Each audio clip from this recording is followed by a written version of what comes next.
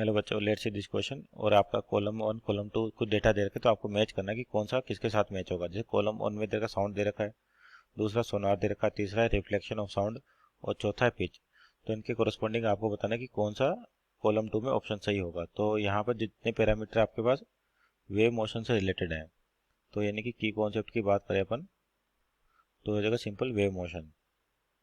Wave motion और क्या कह सकते हैं कि अपने पास classification of waves, classification of waves. और आपके पास एक और चीज़ लिख सकते हैं कि प्रॉपर्टीज ऑफ वेव्स, यानी कि ये सारी चीज़ें यहाँ पर काम आ रही है आपके प्रॉपर्टीज ऑफ वेव। तो आपके पास जैसे वेव्स अलग अलग टाइप की होती है, तो उनकी प्रॉपर्टी भी डिफरेंट होगी आपके पास। तो जैसे सबसे पहले देगा साउंड वेव के बारे में, तो चेक करते हैं। यहाँ पर पहला देगा फ्रीक्वेंसी मैकेनिकल वेव, तीसरा है फाइंडिंग डेप्थ ऑफ सी, चौथा है इको।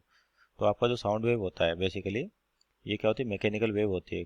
साउंड वेव क्या होती है आपके पास, मैकेनिकल वेव होती है, क्योंकि साउंड को ट्रेवल करने के लिए मीडियम की रिक्वायरमेंट होती है। और ऐसी वेव जिसको मीडियम की रिक्वायरमेंट होती है उसको अपन मैकेनिकल वेव कहते हैं, मैकेनिकल वेव। और जिसको नहीं होती उसको बोलते हैं नॉन मैकेनिकल, जैसे कि इलेक्ट्रोमैग्नेटिक रेडिएशंस या इलेक्ट्रोमैग्नेटिक वेव, तो मैकेनिकल वेव।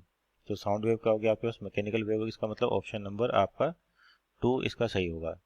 नेक्स्ट दे रखा सोनार। सोनार का फुल फॉर्म क्या होती है आपके पास, sound navigation, sound navigation and ranging, ranging आपके पास। तो यानी कि आपको रेंज पता करनी है और नेविगेशन सिस्टम में भी आपका काम आता है, तो क्या यूज़ करते हैं, सोनार। तो यानी कि रेंजिंग का मतलब क्या है कि आपके पास यहाँ से सिग्नल छोड़े जाते हैं साउंड वेव्स के, जो सोनार की टर्म है। और मान लीजिए डेप्थ पे गए और टकरा के फिर क्या करें, वापस आएंगे, तो यहाँ से अपन डेप्थ ऑफ सी बता सकते हैं, हाँ भाई, या कोई दूसरा सरफेस है उसकी डेप्थ बता सकते हैं, किसके थ्रू, सोनार के थ्रू। तो यानी कि इसका देखा जाएगा तो बी का हो जाएगा ऑप्शन नंबर 3। तीसरा है रिफ्लेक्शन ऑफ साउंड, चौथा है पिच। तो आपका रिफ्लेक्शन ऑफ साउंड का मतलब कहा एक शोर से, जैसे बोल देते कोई पर्सन यहाँ पर खड़ा है और ये आगे जाके मान लिया आपके बिल्डिंग से या कोई हिल स्टेशन या हाइट है बिल्डिंग की, तो अगर यहाँ से अपन मान लीजिए साउंड वेव जनरेट हो रही है, तो क्या साउंड वेव आगे जाती है और टकरा के वापस आ जाती है। तो यानी कि साउंड का क्या होता है, अपने को इको सुनाई देता है। क्या सुनाई देता है, इको।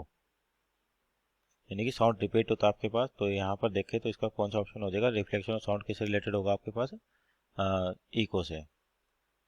और चौथा है पिच। तो पिच हो गया आपके पास फ्रीक्वेंसी पे रिलेटेड। पिच की डेफिनेशन क्या होती है, पिच को समझे एक बार यहाँ पे भी। तो देखिए पिच क्या होगा आपके पास, पिच होता है कि आपके पास मान लीजिए कोई भी वेव है, सपोज करिए अपन एक वेव लेते हैं यहाँ पर, और इस वाली वेव के अंदर मान लीजिए कोई पॉइंट अपन ने ये कंसिडर किया, तो अगले साइकिल में वो पॉइंट आपको फिर से दोबारा दिखाई देगा। यानी कि दो आइडेंटिकल पॉइंट्स होते हैं कंटिन्यूस साइकिल के अंदर, उनके बीच की जो डिस्टेंस होती है ये कहलाती है पिच। तो अब देखिएगा, मान लो फ्रिक्वेंसी ज़्यादा होगी तो आपके पास जो वेव्स होंगी जल्दी से ट्रेवल करेंगी, इसका मतलब पिच आपका चेंज हो जाएगा।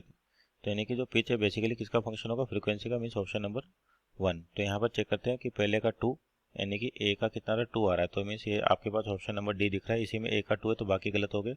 बाकी मैच करते हैं, बी का 3 सही है, और सी का आपके पास 4 और डी का 1, means option number D is right answer. Hope you understood well, best of luck.